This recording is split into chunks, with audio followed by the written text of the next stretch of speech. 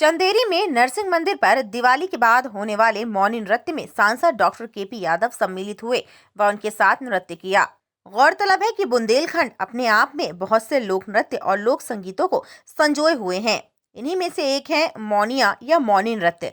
यह नृत्य बुंदेलखंड के ग्रामीण इलाकों में दीपावली के दूसरे दिन मौन परमा को पुरुषों द्वारा किया जाता है। इसे मौनी परमा भी कहा जाता है। यह नृत्य यहाँ की सबसे प्राचीन नृत्य शैली है। इसे सहरा और दिवाली नृत्य भी कहते हैं। प्राचीन मान्यता के अनुसार जब श्री कृष्ण यमुना नदी के किनारे बैठे हुए थे, तब उनकी सारी गायें कहीं चली गई। अपनी गायों को ना पाकर भगवान श्री कृष्ण दुखी होकर मौन हो गए। इसके बाद भगवान कृष्ण के सभी गवाल दोस्त परेशान होने लगे। जब गवालों ने सभी गायों को तलाश लिया और उन्हें लेकर आए, तब कहीं जाकर कृष्ण ने अपना मौन तोड़ा। इसी आधार पर इस परंपरा की शुरुआत हुई। मौनिया नृत्य की टोली में 11, 21 व 31 ग्रामीण या इससे अधिक लोग भी सम्मिलित होते हैं। नृत्य में मोर के पंख, एक रंग की वेशभूषा, हाथों में डंडा रखा जाता है। नर्तकों की टोली में एक जोकर, नृत्यांगना जो पुरुष बनते हैं, दलदल घोड़ी, कृष्ण की वेशभूषा पहने युवक आदि सम्मिलित होते हैं। इस नृत्य में बुंदेली यंत्र, नागड़िया, ढोलक, मजीरा, झेला, हारमोनिया आदि लिए नजर आते हैं। गायक छंद गीत में स्वर छेड़ता है और वादक उसी धुन में वाद्य यंत्र का प्रयोग करता है। इस अवसर पर सांसद केपी यादव भी स्वयं को नहीं रोक पाए और मौनी बाबाओं के साथ उन्होंने पारंपरिक नृत्य किया। इस अवसर पर सांसद श्री यादव ने कहा कि बुंदेलखंड की धरती अनेक सांस्कृतिक धरोहरों को सहेजे हुए है। मौनी नृत्य उसी का एक उदाहरण है। पूर्वजों से विरासत में मिली इस परंपरा को हमारे समाज बंधु संरक्षित करने का कार्य कर रहे हैं। ये हमारे देश की सांस्कृतिक समृद्धता का प्रतीक है, जिसमें कला के साथ साथ श्रद्धा व लोक संस्कृति का भी महत्व है। आज मुझे इस अनुभव के बाद आनंद की अनुभूति हुई। कला के इस स्वरूप पर हमें गौरव है। टाइम 8 मध्य प्रदेश के लिए खनियाधाना से नरेंद्र जैन की रिपोर्ट।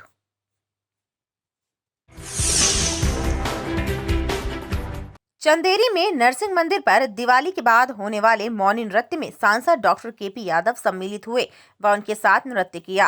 गौरतलब है कि बुंदेलखंड अपने आप में बहुत से लोक नृत्य और लोक संगीतों को संजोए हुए हैं।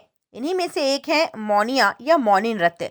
यह नृत्य बुंदेलखंड के ग्रामीण इलाकों में दीपावली के दूसरे दिन मौन परमा को पुरुषों द्वारा किया जाता है। इसे मौनी परमा भी कहा जाता है। यह नृत्य यहाँ की सबसे प्राचीन नृत्य शैली है।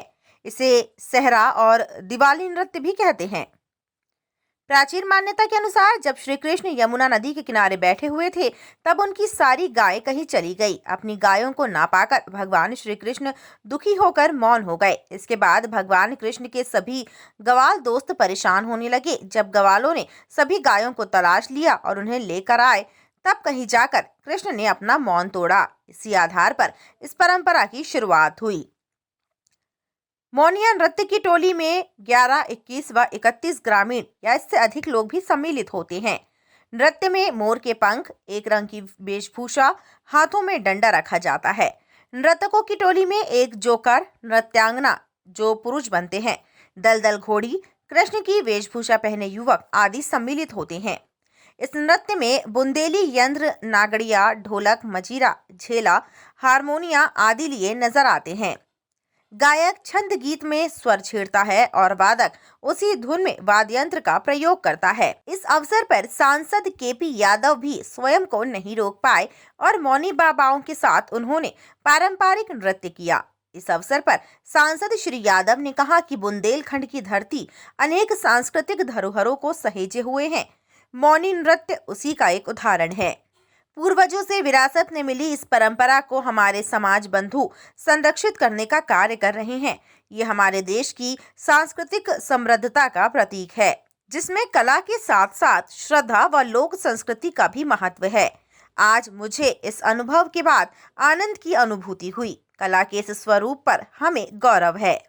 टाइम 8 मध्य प्रदेश के लिए खनियाधाना से नरेंद्र जैन की रिपोर्ट।